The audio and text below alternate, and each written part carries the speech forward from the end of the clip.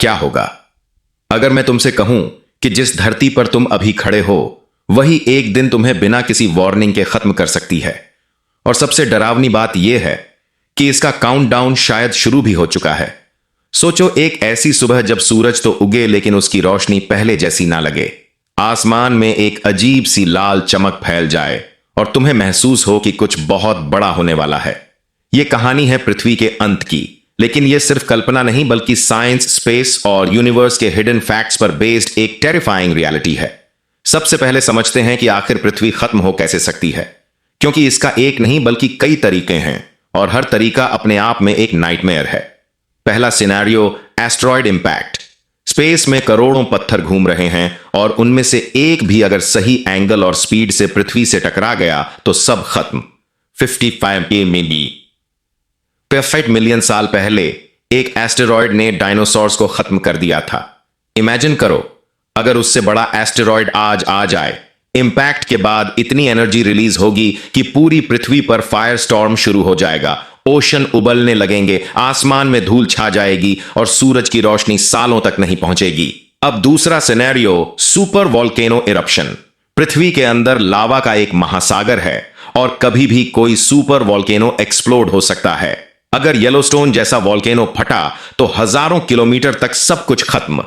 ऐश cloud इतना बड़ा होगा कि पूरी दुनिया में सनलाइट ब्लॉक हो जाएगी, टेम्परेचर गिर जाएगा और आइस एज जैसी स्थिति बन जाएगी।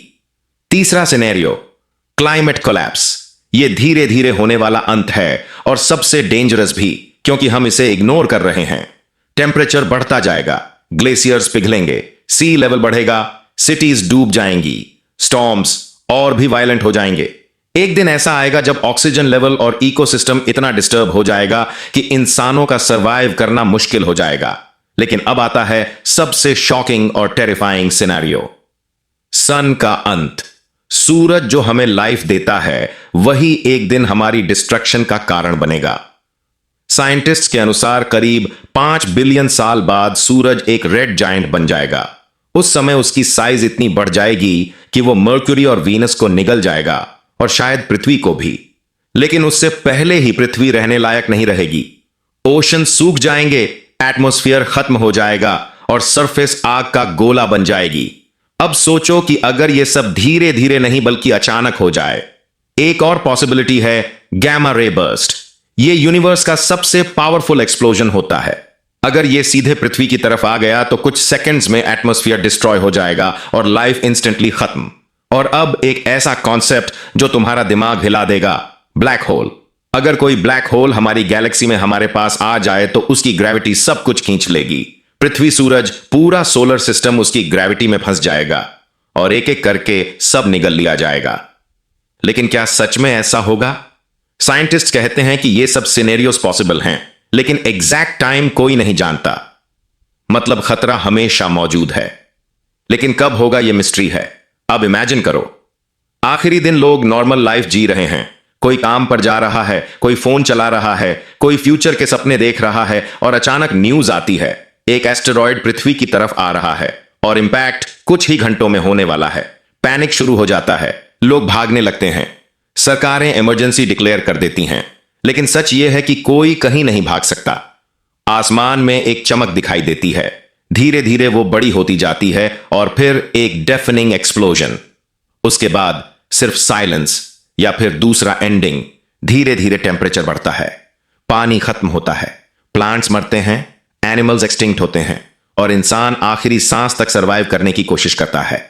या फिर तीसरा एंडिंग, सूरज का आकार बढ़ता है, आसमान लाल हो जाता है, ओशंस भाप बन जाते हैं और पृथ्वी एक बर्निंग रॉक बन जाती है।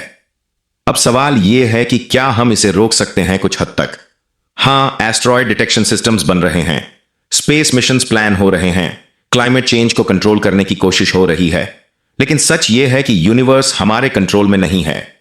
हम सिर्फ एक छोटे से प्लेनेट पर रहने वाले टाइनी क्रीचर्स हैं जो एक मैसिव यूनिवर्स में एग्जिस्ट कर रहे हैं। और यही रियलाइजेशन सबसे डरावना है, क्योंकि एक दिन चाहे वो हजारों साल बाद हो या अरबों साल बाद पृथ्वी का अंत तय है। लेकिन उससे पहले सवाल यह है कि हम अपनी लाइफ कैसे जीते हैं। क्या हम सिर्फ सरवाइव करेंगे या कुछ ऐसा करेंगे जो हमें यादगार बना दे? क्योंकि जब अंत आएगा तो सिर्फ यही मायने रखेगा कि हमने अपने समय का क्या किया।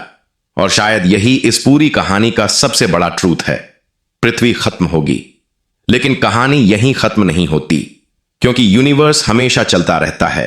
नई दुनिया बनती हैं, पुरानी खत्म होती हैं, और कहीं ना कहीं शायद कोई और सिविलाइजेशन भी यही सवाल पूछ रही होगी कि उनका अंत कब होगा। और इसी सवाल के साथ ये डॉक्यूमेंट्री खत्म नहीं बल्कि शुरू होती है, क्योंकि असली मिस्ट्री अभी बाकी है। और अगर तुम्हें ये जर्नी, ये सच और ये रहस्य इंटरेस्टिंग लगा हो तो वीडियो को लाइक करना मत भूलना। चैनल को सब्सक्राइब कर लेना ताकि ऐसे ही माइंड ब्लोइंग डॉक्यूमेंट्रीज तुम तक सबसे पहले पहुंचे। और कमेंट में अपनी राय जरूर लिखना कि तुम्हारे हिसाब से पृथ्वी का अंत कैसे होगा, क्योंकि तुम्हारा एक कमेंट इस डिस्कशन को और भी डीप बना सकता है। और अब जरा सोचो, अगर तुम्हें पहले से पता हो कि अंत कब आने वाला है, क्या तुम वैसे ही जी पाओगे जैसे आज जी रहे हो, या हर पल तुम्हें यह एहसास होगा कि समय बहुत कम है? यही वो पॉइंट है जहां यह कहानी सिर्फ पृथ्वी के अंत की नहीं बल्कि इंसान की सोच की बन जाती है। क्योंकि असली सवाल यह नहीं है कि पृथ्वी कैसे खत्म होगी, असली सवाल यह है कि जब तक यह खत्म नहीं होती तब तक हम क्या कर रहे हैं। साइंटिस्ट्स लगातार स्पेस को स्कैन कर रहे हैं, नए टेलीस्कोप्स बन रहे हैं, मिशंस प्लान हो रहे हैं, मार्स पर लाइफ ढूंढने की कोशिश हो रही है, दूसरे प्लैनेट्स को हैबिटेबल बनाने की बात हो रही है। क्योंकि शायद इंसान को कहीं ना कहीं यह एहसास हो चुका है कि एक दिन यह घर छोड़ना पड़ेगा। कल्पना करो, एक फ्यूचर जहां इंसान दूसरी दुनिया में शिफ्ट हो चुका है, स्पेस सिटीज बन चुकी हैं, आर्टिफिशियल ग्रेविटी क्रिएट की जा रही है, और पृथ्वी सिर्फ एक हिस्ट्री बनकर रह गई है। लेकिन क्या सच में हम इतनी जल्दी रेडी हो पाएंगे? क्योंकि चैलेंजेस बहुत बड़े हैं। रेडिएशन, ऑक्सीजन, फूड, सर्वाइवल, हर चीज एक स्ट्रगल है। और फिर भी इंसान कोशिश कर रहा है, क्योंकि होप ही वो चीज है जो हमें आगे बढ़ाती है। अब इमेजिन करो, एक आखिरी जनरेशन जो पृथ्वी पर रह रही है, उन्हें पता है कि यह आखिरी समय है, और फिर भी वो सूरज को देख रहे हैं, हवा को महसूस कर रहे हैं, क्योंकि यही वो चीजें हैं जो उन्हें सबसे ज्यादा प्यारी हैं। ये मोमेंट बहुत इमोशनल है, क्योंकि जब कुछ खत्म होने वाला होता है तभी उसकी असली वैल्यू समझ आती है। और शायद यही रीजन है कि हमें अभी से समझना चाहिए कि ये प्लैनेट सिर्फ एक जगह नहीं है, ये हमारी कहानी है, हमारी मेमोरीज हैं, हमारी आइडेंटिटी है। और अगर हमने इसे डिस्ट्रॉय किया तो हम सिर्फ एक प्लैनेट नहीं बल्कि अपना फ्यूचर भी खो देंगे। तो क्या हम इसे बचा सकते हैं? क्लाइमेट चेंज को कंट्रोल करना, पोल्यूशन कम करना, रिसोर्सेज को वाइजली यूज करना, ये सब छोटे स्टेप्स लगते हैं, लेकिन इंपैक्ट बहुत बड़ा होता है, क्योंकि एंड हमेशा अचानक नहीं आता।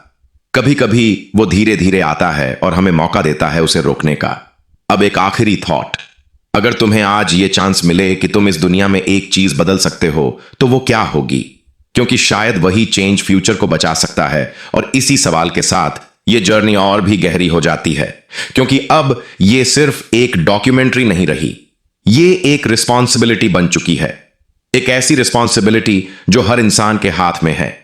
और शायद यही वो चीज है जो पृथ्वी के अंत को टाल सकती है, या फिर कम से कम हमें उसके लिए तैयार कर सकती है, क्योंकि अंत तय है। लेकिन कहानी अभी बाकी है, और ये कहानी तुम लिख रहे हो हर दिन, हर डिसीजन के साथ। तो सोचो, समझो और एक्शन लो, क्योंकि फ्यूचर अभी भी तुम्हारे हाथ में है।